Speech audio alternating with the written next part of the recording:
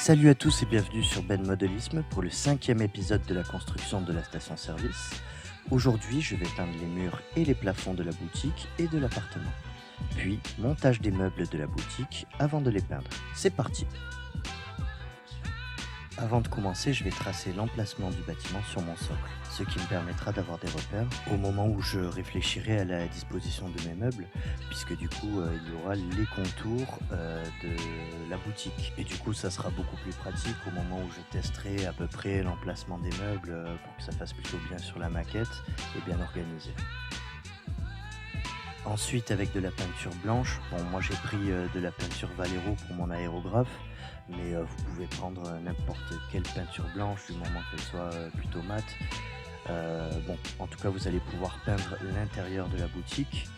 Et si vous pouvez voir aussi, il y a une petite encoche sur l'un des murs. Et cette encoche permettra plus tard, on ne le verra pas là dans la vidéo, mais elle permettra plus tard de faire passer les futurs fils électriques pour la lumière qui sera au plafond.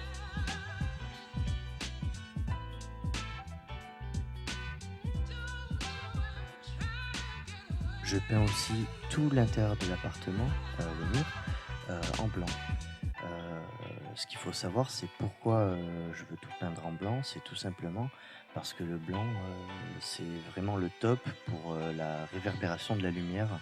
Et comme toutes les fenêtres du bâtiment sont assez petites, vu qu'elles sont au 1,87e, c'est important d'essayer de mettre en avant cet intérieur, vu que je vais le faire.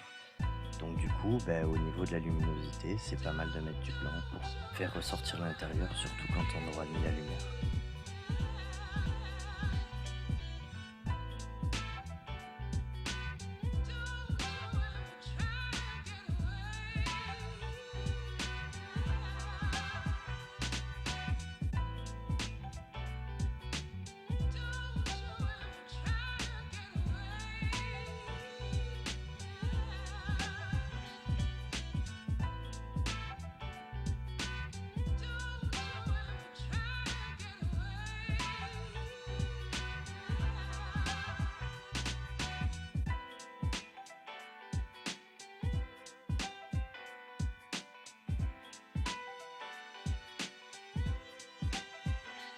Alors pour les imperfections au niveau de la peinture, personnellement, moi ça me dérange pas. Justement, vu que ça se verra à peine, c'est pas grave, on le verra même pas à travers les fenêtres, tellement c'est petit. Et puis aussi, si jamais on le voit, c'est pas grave non plus dans le sens où ça peut rajouter un petit côté vieillot, donc je trouvais ça intéressant. Donc j'ai laissé les imperfections au lieu de plus m'appliquer au niveau de la peinture.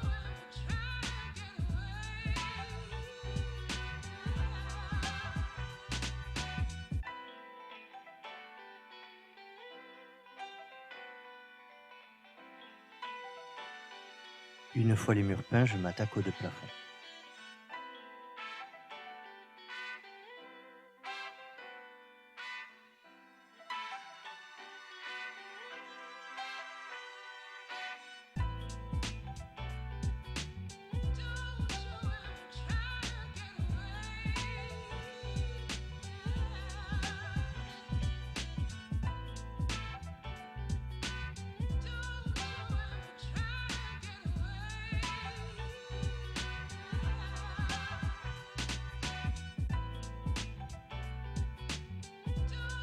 Alors pour l'aménagement intérieur de ma boutique, pour les meubles, j'ai pris la boîte Faller, qui est vraiment très bien, c'est très bien détaillé pour le montage des meubles, c'est vraiment très bien, tout coule de source, donc vraiment super.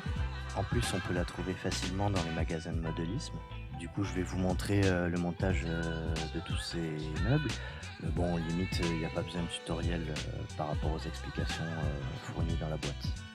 Par contre, le problème que j'ai eu, c'est que je voulais faire un garage qui se situe à peu près dans les années 60 et je n'ai pas trouvé de caisse datant de ces années-là. Du coup, vu que c'est dans une partie un petit peu cachée, que c'est assez petit, j'ai triché, j'ai pris cette boîte. C'est une boîte qui représente les temps modernes, mais en le customisant un petit peu, du coup, j'ai pu arriver à un rendu se rapprochant des années 60. Mais la caisse est une caisse des temps modernes. De toute façon, on le verra presque pas. Donc je commence par la caisse et le meuble sur laquelle elle est.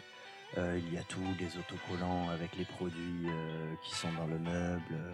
Par contre, pour coller les pièces, il faut de la colle plastique, de maquette. Moi, j'ai pris de la colle plastique Faller.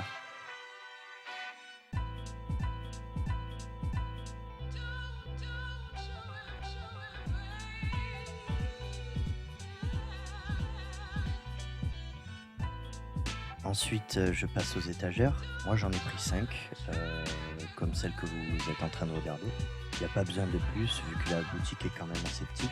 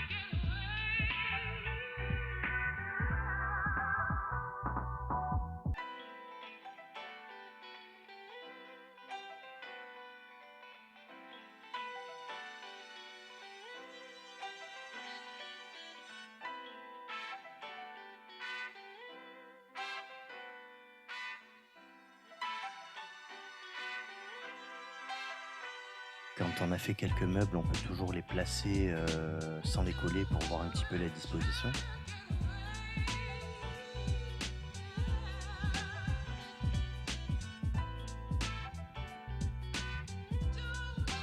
Alors pour le flipper, je me rappelle plus la marque, mais je l'avais acheté sur la boutique, Maketis. Et j'ai regardé du coup au moment où je suis en train de vous parler, je viens à peine de regarder sur le site, il y a toujours un flipper, en vente. Évidemment, il ne vient pas de la boîte Faller que j'ai utilisée précédemment. J'avais juste fait une pause pour voir, où j'allais le poser dans la boutique. Mais j'en ai quand même profité pour mettre l'autocollant qu'il y avait dessus. Alors, il nécessite un petit peu de découpage, mais bon, rien, juste un peu avec les ciseaux et puis après, on peut le coller.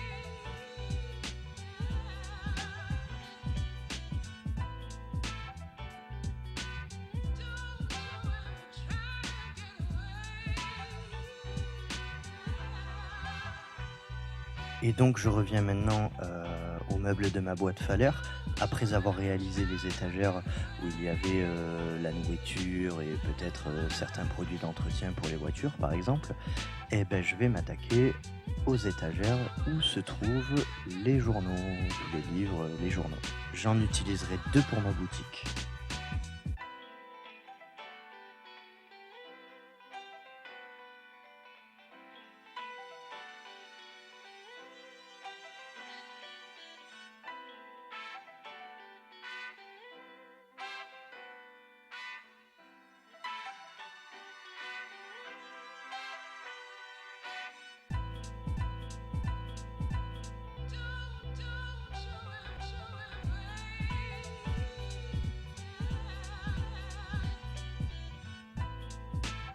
Une fois les montages terminés, je vais pouvoir passer à la peinture et vous allez voir que la peinture, c'est vachement important parce que les pièces que vous voyez là, elles sont vraiment fades et puis, le choix des couleurs, va justement peut-être nous plonger, dans ces années 60. Donc les couleurs que j'ai choisies seront majoritairement du blanc et du rouge. J'ai utilisé encore, la peinture de mon aérographe, la peinture Vallejo et je vais commencer par peindre les parties rouges de mon flipper.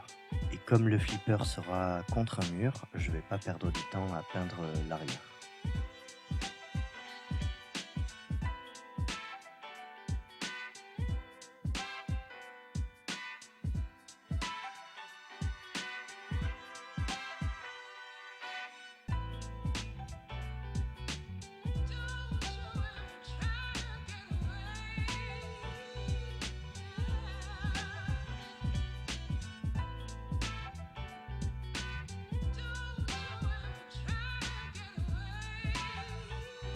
Ensuite, toujours en rouge, le meuble de la caisse.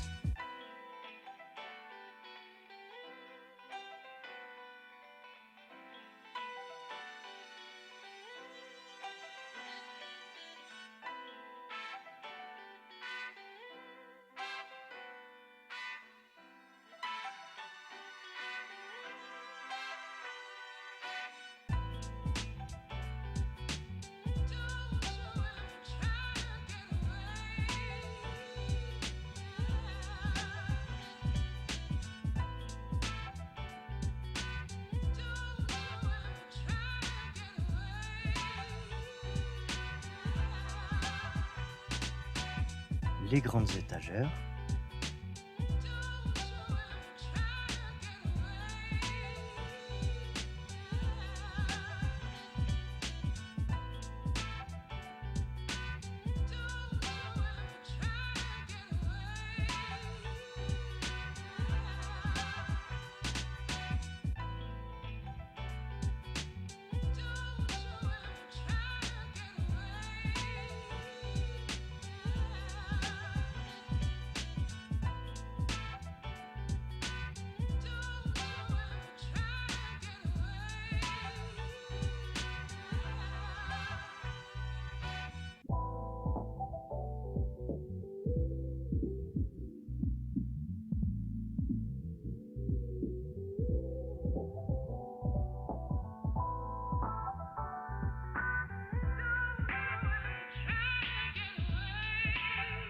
Alors c'est un travail de précision puisqu'il ne faut pas peindre sur les autocollants. Et ces étagères seront rouges et blanches. Vous verrez par la suite comment j'ai disposé les couleurs sur les meubles.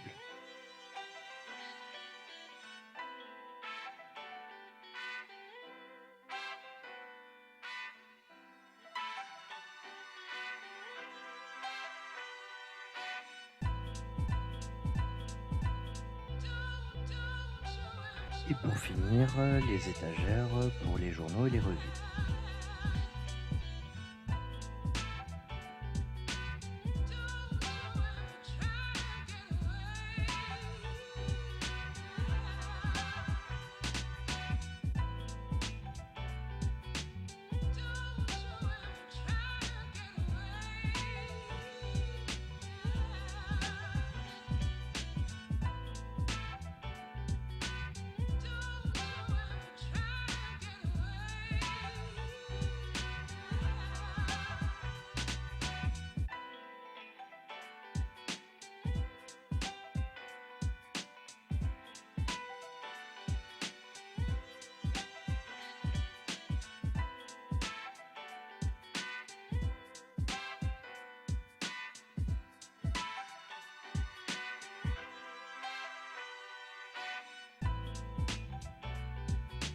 Et maintenant, je vais m'attaquer aux parties blanches.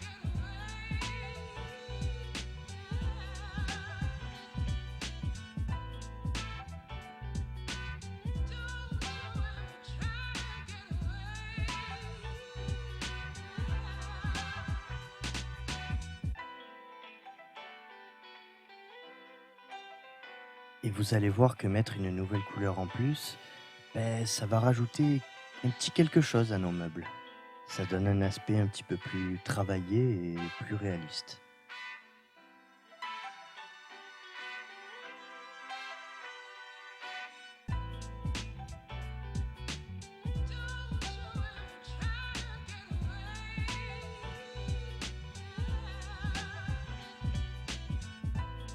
Par contre, attention quand vous avez la peinture sur votre pinceau, quand vous allez peindre, ne pas faire baver, c'est la petite erreur que j'ai faite.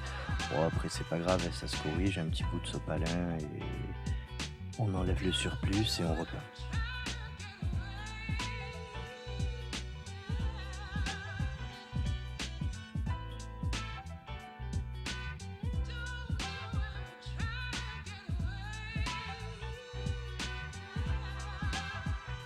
Alors là, je rajoute du blanc pour d'infimes détails sur le flipper, c'est-à-dire par exemple les boutons symbolisés par de tout petits reliefs.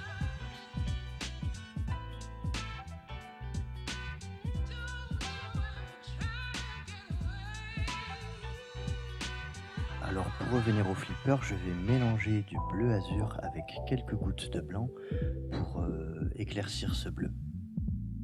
Avec ce bleu à peine plus clair, je vais pouvoir peindre l'intérieur du jeu.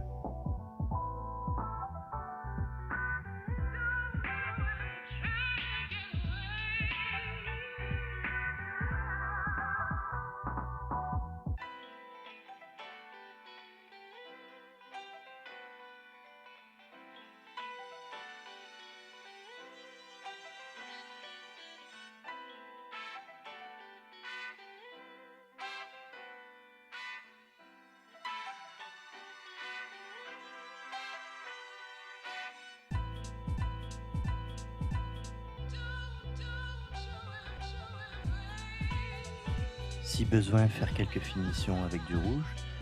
Et puis pour la partie des boutons du flipper, j'ai fait le choix de rajouter un petit peu de bleu sur certains boutons à la place du blanc.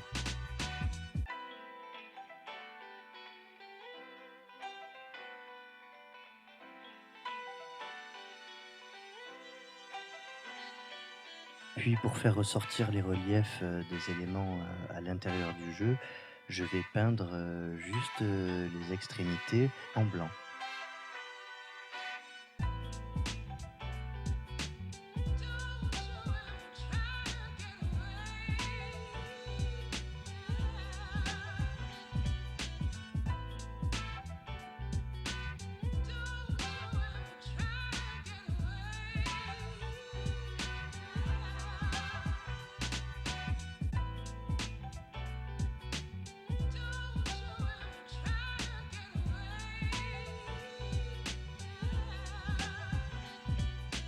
Et comme je suis jamais content, je vais remettre les boutons du flipper qui sont sur les côtés en blanc.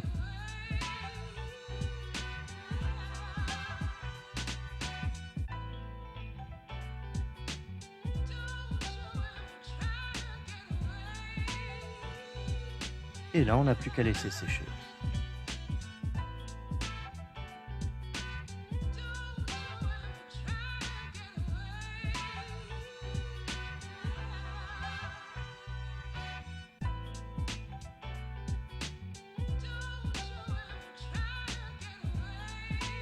Et voilà pour aujourd'hui, j'espère que cette vidéo vous a plu comme d'habitude. N'hésitez pas à liker pour récompenser le long travail quand même pour faire ces vidéos. Puis n'hésitez pas à partager, à vous abonner. Et puis si vous avez l'occasion, faites un petit saut sur le Facebook de Ben Modelisme où vous verrez d'autres réalisations que j'ai faites avant de me lancer dans les vidéos. Quant à moi, je vous dis salut, puis on se revoit pour le prochain tuto sur Ben Modelisme. Bye bye!